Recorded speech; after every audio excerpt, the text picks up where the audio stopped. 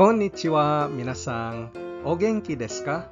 Ako si Eric o welcome sa akong channel. Hinapon tabay. Kung gusto ka makaton og Nihongo para sa trabaho, biyahe sa Japan o ka personal interest, kini ang channel para kanimo. Open ang Japan sa atong mga OFWs, pero ang pinakadakong babag kay ang atong kakulangan sa abilidad sa Nihongo. Por eso, giawhag ko katong atong mga kababayan nga interesado mo trabaho sa Japan, palihog pag-subscribe sa akong channel.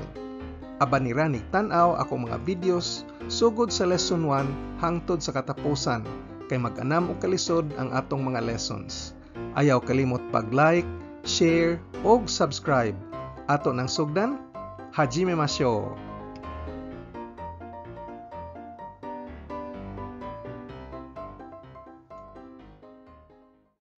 Sa miaging lesson sa lesson 22, atong gituki ang unom sa 13 sa pinakakomon nga particles nga gigamit sa hinapon. Niining atong lesson karon, atong estudyohan ang nahabiling 7 kabuok ug ang ilang mga gamit. Kung wa pa nimo natanaw ang miaging video nga lesson 22, huno nga una ni ug unaha una tog tan-aw aron di ka maglisod og subay niining video ha. Ang mga particles importante kayo para sa klarog eksaktong pagkomunikar. Sa miaging lesson, atong gituki ang wa, ga, ka, mo, no, ug ni. Niining lesson nato karon atong estudyohan ang de, wo, to, ya, kara, ug made. Kung mabansay ninimong 13 ka mga particles, pwede ka na mosulti og bisag unsa sa hinapon. Unahon ta ang particle nga e. Ang e kay gisuwat gamit ang hiragana nga he. Pero isip usa ka particle, ang paglitok niini sod sa sentence kay e. Ang e kay gamiton sa pagtukoy sa direksyon og destinasyon sama sa particle ni. Og sama sa particle ni, ang mga sentences nga adunay e mogamit sa mga verbs sama sa moadto, moari o mobalik. Ang ikaduhang gamit sa e kay ang pag-abi-abi sa tawo inig-abot sa destinasyon. Aduna tay mga ehemplo, pirmirong gamit sa e kay pagtukoy og direksyon og destinasyon. Pangalitan ang sentence, ako moadto sa Tokyo. Sa hinapon, watashi wa Tokyo e ikimasu. Watashi wa Tokyo e ikimasu. Moadto sa asa? Sa Tokyo. Busa ang destinasyon nga Tokyo kabitan sa particle e. Ang verb sa sentence kasagaran kay moadto, moari o mobalik. Ang paggamit sa e isip pagtukoy og destinasyon o direksyon. Pwede pod pulihan ang e sa particle nga ni. Ikaduhang gamit kay ang pag-abi-abi sa pag-abot sa destinasyon. Pangalitan ang sentence. Welcome sa Tokyo. Sa hinapon kay Tokyo e yokoso. Tokyo e yokoso. Niining kasuha, dili mapulihan ang e og ni og laing particle. E ra gyud ang pwede gamiton. Sunod nga particle kay ang de. Ang particle de kay daghag gamit. Mutukoy kini sa lokasyon sa action. Mutukoy pod ni sa pamaagi o instrumento sa pagbuhat og usa ka action. Gamiton pod ang de sa pagtukoy og limitasyon sa oras o unsa kadali mabuhat ang usa ka action. Ang de mutukoy pod og scope o domain sama sa pagkumparar og tulo og sobra ka mga tawo o butang. Og ang katapusan gamiton ang de pagtukoy sa material diin ang usa ka butang gigama. Unang gamit ang pagtukoy og lokasyon sa aksyon. Pangalitan ang sentence, ako mokaon sa cafeteria. Ang atong verb o action word kay mokaon. Asa mokaon? Sa cafeteria o shokudo. Busa ang cafeteria o shokudo kabitan ta sa particle de. Ang hinapon niini kay watashi wa shokudo de tabemasu. Watashi wa shokudo de tabemasu. Himatik de nga kini lahi sa atong miaging lesson bahin sa eksistensya nga ang atong verb kay imas o arimas. Unya ang lokasyon sa eksistensya mokuha sa particle ni. Sa paggamit og particle de, kinahanglan ang verb usa ka active verb sama sa mokaon, mobuhat, mohimo, mobasa, mosuwat ug uban pa. Ang particle de moindikar sa pamaagi o instrumento sa pagbuhat sa verb o action. Tan-awa gyud kanunay kung unsa ang verb unya mangutana kadayon ug giunsa man. Kung anaa gani pulong sod sa sentence nga motubag sa pangutana giunsa, kana kabitan sa particle de. Pangalitan ang sentence, ang mga Hapon mukaon gamit ang chopsticks. Ang atong verb kay mukaon, unsaon man pagkaon, chopsticks ang gamiton. Busa ang chopsticks o ohashi kabitan sa particle de. Og ang hinapon kay Nihonjin wa ohashi de tabemasu. Nihonjin wa ohashi de tabemasu. Ikatulong gamit kay ang pagtukoy og limitasyon sa oras. Pangalitan ang sentence, ako mukaon sod sa 5 minutos. Unsa kadugaya mukaon? 5 minutos o gofun. Busa ang 5 minutos o gofun kabitan sa particle de. Og ang hinapon kay watashi wa gofun de asa gohan wo tabemasu. Watashi wa gofun de asa gohan wo tabemasu. Ang de kay mo indikar pod sa domain o scope. Ato na kini natuki sa miaging lesson bahin sa pagkumparar og tulo o sobra ka mga tao o butang gamit ang adjectives. Pangalitan ang sentence, sa tanang prutas ang mansanas ang pinakalami. Ang scope o domain sa pagkumparar kay ang tanang prutas. Por eso ang tanang prutas o kudamono no naka kay kabitan sa particle de. Og ang hinapon mahimong kudamono no naka de ringo ga ichiban oishii desu. Kudamono no naka de ringo ga ichiban oishii desu. Ang particle de motukoy pod kung unsa nga material gigama ang usa ka butang. Pangalitan ng sentence, kining lamisa gigama gikan sa kahoy. Ang kahoy ang material nga gigamit pagbuhat sa lamisa.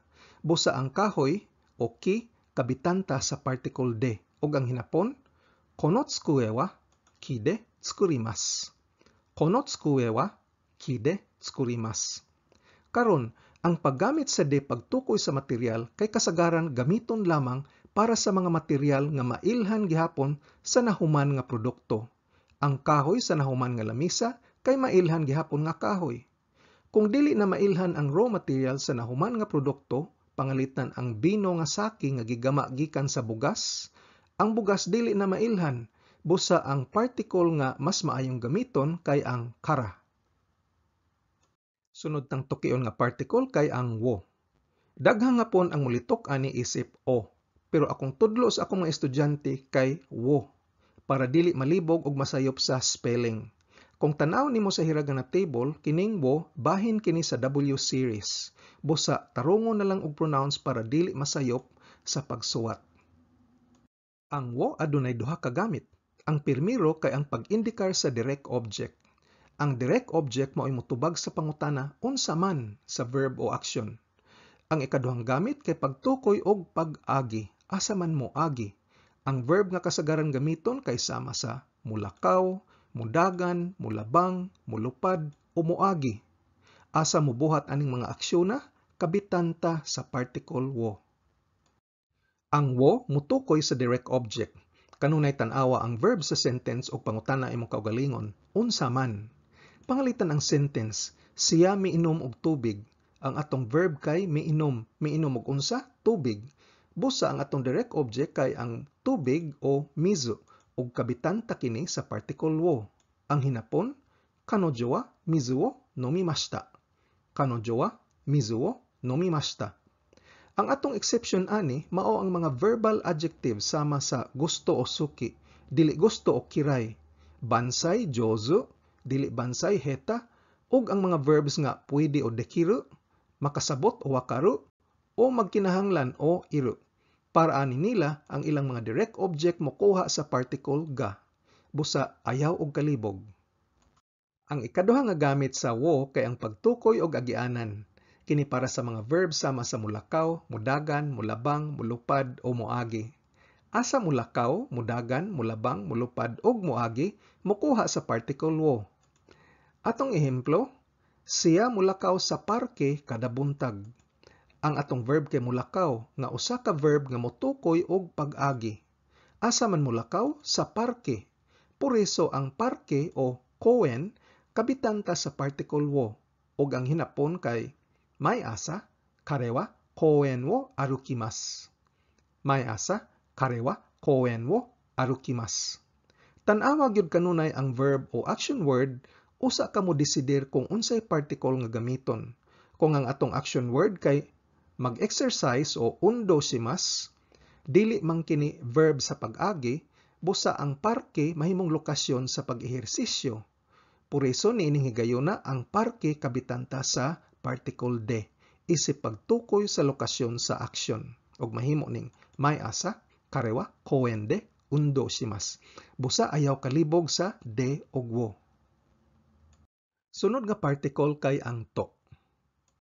Ang particle to kay motukoy sa og o and, usa ka kompleto nga listahan. Laing gamit kay motukoy og kuyog sa, og ang katapusan motukoy og quotation o pagsulti.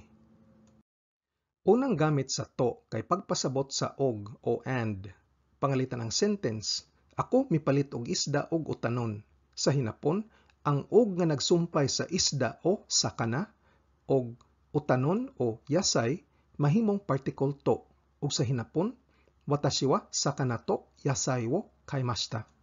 Watashi wa sakana to yasai wo kaimashita. Ang pasabot sa to kay kinirang duha ka butang ang isda ug utanon ang imong gipalit, wa nay lain. Puriso complete listing ang to. Adunay laing particle ang ya nga kung gamiton o gihapon ang pasabot, pero gawas sa isda ug utanon aduna pa kay laing gipalit. Ang ya mao'y sunod nga particle nga atong tukion. Ikaduhang gamit sa to kay pag-indikar og kuyog. Pangalitan ang sentence, siya mitan-aw og sini kuyog ang amiga. Ang amiga o tomodachi kabitan sa particle to ug sa hinapon, kanojo wa tomodachi to eiga wo mimashita. Kanojo wa tomodachi to eiga wo mimashita. Katapusang gamit sa to kay isip pag-indikar og quotes o quotations. Kini ang mga unsay gisulti sa ubang tao.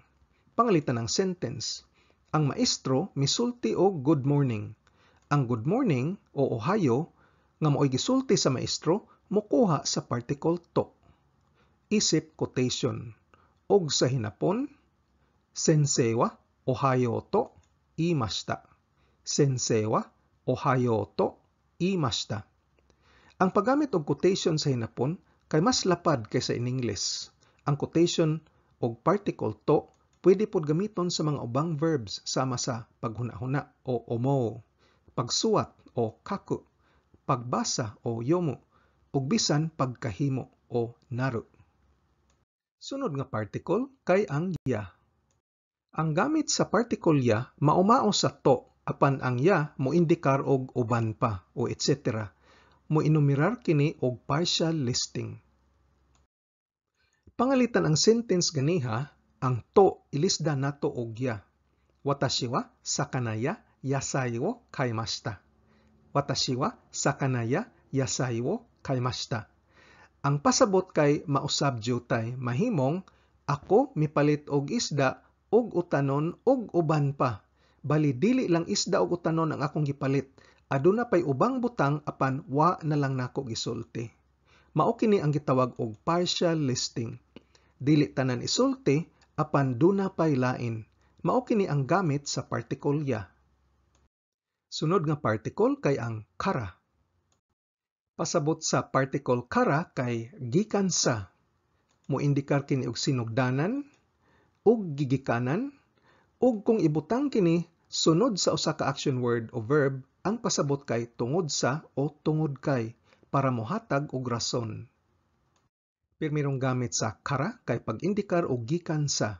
Pangalitan kini nga sentence, ako gikan sa Cebu o taga Cebu ko. Ang Cebu mo'y akong gigikanan busa ang Cebu kabitan sa particle kara ug ang hinapon mahimong watashi wa Cebu kara kimashita. Watashi wa Cebu kara kimashita. Sunod nga gamit sa kara kay pag-indikar og sinugdanan. Pangalitan kini nga sentence, ang eskwela mosugod gikan sa Lunes. Ang Lunes o Getsuyobi mao'y sinugdanan sa klase busa kabitan kini og kara. Ang hinapon, gakko wa Getsuyobi kara desu. Gakko wa Getsuyobi kara desu. Atong gisulti sa miaging lesson nga ang particle ni moindikar og klarong oras. Pues, pwede pod ka mokabit og particle ni sagit siyobi o Lunes ug masabtan kara gihapon.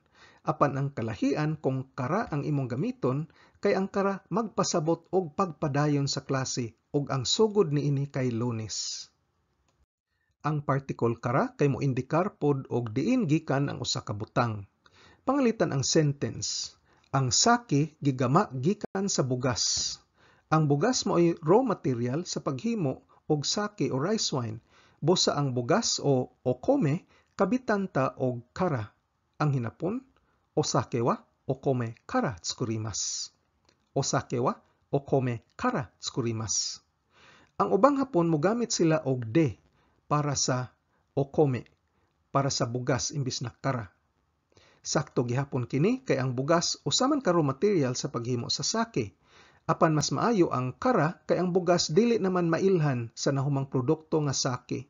Kung dili na gani mailhan ang raw material, mas maayo kara ang gamiton. Kung ang particle kara ibutang sunod sa usa ka verb o action word, ang pasabot kay mahimong tungod kay o tungod sa ug mo eksplikar kini og rason o hinungdanan. Pangalitan ng sentence. Tungod kay tugnaw ang winter, ako mosulob og jacket.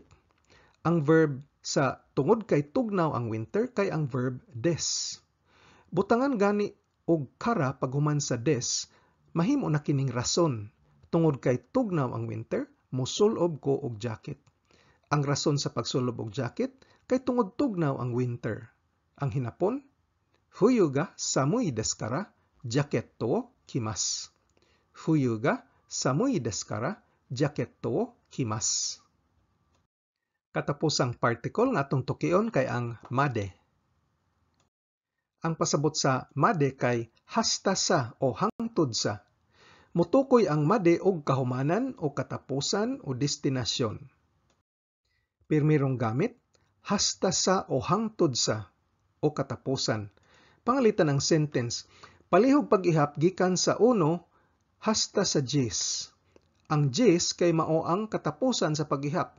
Kabitan nato kini sa particle made ug ang hinapon kay ichi kara 10 made kazoete kudasai. Ichi kara 10 made kazoete kudasai. Ang made gamiton para pag-indikar sa katapusan o destinasyon. Pangalitan kini nga sentence. Ako moadto gikan sa Hokkaido hangtod sa Okinawa. Ang Hokkaido mo'y pinakaamihanang bahin sa Japan ug ang Okinawa ang pinakahabagatang bahin. Kay ang pinakakatapusang destinasyon mao man ang Okinawa kabitan sa particle made. Ug ang hinapon kay watashi wa Hokkaido kara Okinawa made ikimasu. Watashi wa Hokkaido kara Okinawa made ikimasu. Pwede po ta mo kabit og ni o sa Okinawa isip destinasyon, pero ang made mohatag og kahulugan nga sa pagbiyahe gikan sa Hokkaido daghan kag hapitan ug ang Okinawa mo'y katapusang destinasyon. Ang ni mopasabot nga gikan sa Hokkaido diretso ras Okinawa, pareha pod sa diretso sa Okinawa gikan sa Hokkaido. Unya, nahinumduman ba nimo tanan ang mga gamit sa mga particles nga atong gituki niining lesona? Tan-awon ta pipila kagamit sa lain-laing particles ang imong nahinumduman. Akong isulti ang gamit ug ikay mosulti kung unsa nga particle. Eba, de, wo, to, ya, kara o madiba. O sige, ready na ka? Lokasyon sa action. De. Gikan sa kara. Hangtod sa made. Ug uban pa ya. Instrumento de. Gigikanan kara. Tungod kay kara. Direct object wo. Sinugdanan kara. Pag-agi wo. Partial listing ya. Mutubag sa pangutana sa verb unsa man wo. Unya, daghang kag nakuhang sakto, di apay laing mosunod. Padayon ta ang sunod. Direksyon. E. Kuyog. To. Sakop o domain. D. Hasta sa o hangtod sa. Made. Gigikanan. Kara. Pamaagi. D. Og. Complete listing. To. Limitasyon sa oras o time limit. D. Pagtukoy sa gisulti o quotation. To. Gikan sa. Kara. Material nga ang usa ka butang gigama. D. Og o and. To. Kumusta imong score? Nakuha ba nimo tanan? Kung kuwang ka pa sa kumpiyansa bahin sa mga particles, palihog na lang balik-balikan nig tan-aw, labi na ang atong mini quiz para mabansay ka. Importante nga mabansay nimo ang mga particles ug ang ilang mga gamit aron sayon ra kaayo pagpadayon sa pagtuon ug hinapon. Atong sumahon atong nakatunan ini atong lesson. Atong naestudyohan ang katapusang 7 sa 13 sa pinakakomon nga particles nga gigamit sa hinapon. Kini ang e, de, wo, to, ya, kara, ug made. Ang particle e motukoy og direksyon, destinasyon o pag-abi-abi inig-abot sa usa ka destinasyon. Ang particle de motukoy sa lugar o lokasyon sa usa ka action o verb. Motukoy sa instrumento o pamaagis pagbuhat sa verb o action. Motubag kinis pangutana, giunsa man pagbuhat. Ang D motukoy sa limitasyon sa oras o time limit, unsa man kadugaya buhaton ng action. Motukoy ang D sa scope o domain, inigkumparar sa tulo o sobra ka mga tao o butang. O gamiton ang D pagtukoy sa material, gikan gigama ang usa ka produkto o butang. Ang wo motukoy sa direct object o tubag sa pangutana unsa man sa action o verb. Gamiton pud ang wo pagtukoy og pag-agi para sa mga verb sama sa paglakaw, pagdagan, paglabang, paglupad o pag-agi. Hain kining mga aksyon na may tabo, kabitan sa particle wo. Ang particle to nagpasabot og o and. Dihang kompleto ang listahan. Og kuyog ni, kuyog sa. O gamiton pod ang to para sa pag-indikar sa mga pulong nga gisulti o quotes o quotation. Dihang mogamit ta sa mga verb sama sa pagsulti, paghuna-huna, pagsuat, pagkahimo o uban pa. Ang particle ya kay ang pasabot pod kay og o and pero partial listing lang kini o gawa sa atong gilista aduna pay laing mga butang o etc. o uban pa. Ang particle kara nagpasabot og gikan sa, sinugdanan o gigikanan. Kung ibutang kini sunod sa verb, ang pasabot kay tungod sa o tungod kay ug mohatag kini og rason. Ang particle made kay nagpasabot og hangtod sa, hasta sa, katapusan o destinasyon. Ug diri na human ang atong dakong lesson bahin sa mga Japanese particles. Ang particles usa ka dakong haligi sa imong pagtuon og hinapon. Ug kung imo ning masag-utanan, dali ra kaayo nimo makatunan ang hinapon. Sa sunod nga lesson, atong praktison ang paggamit ni ining mga lain-laing particles. Atong paninguhaon nga automatic imo paggamit sa mga particles nga halos dili na nimo huna-hunaon kung asay saktong gamiton. Hinaot na lingaw ka og daghan ka og nakatunan. Kung arisgado ka gyud makat-on og hinapon, importante kaayo nga mag-practice adlaw-adlaw. Gahinan gid nimo og panahon. Kung nagsakay ka sa jeepney, naghuwat sa traffic, patubang sa trabaho o naglingkod ra ka sakyanan o kaha break time nimo sa trabaho, balik-balikin ig paminaw og tan-aw ang mga training videos. Tungod kay dili nako matudlo ang tanan, kinahanglan palambuang imong bokabularyo gamit ang libro, internet o app. Aduna ko'y link sa usa ka website nga adunay 8,000 essential Japanese words nga akong ibutang sa ubos. Ang akong video series giplano ni para lig-on ang imong pundasyon sa pag-estudyo sa hinapon. Kaya og kalimti pag-like, share ug subscribe. Nihongo no benkyo ni gambatte kudasai. Otsukare sama deshita.